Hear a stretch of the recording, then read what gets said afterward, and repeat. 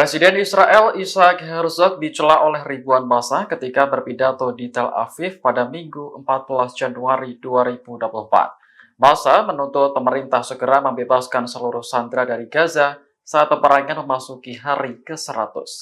Pidato Herzog sempat terhenti sejenak ketika massa berteriak menuntut pembebasan sandera di hadapannya.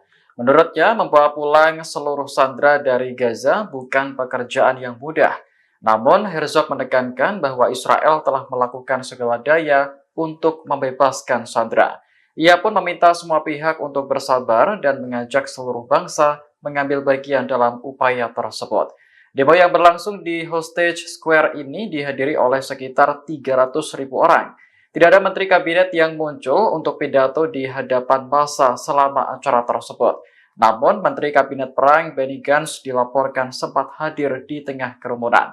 Demo semacam ini telah berulang kali digelar karena Israel belum sepenuhnya berhasil membawa pulang sandera.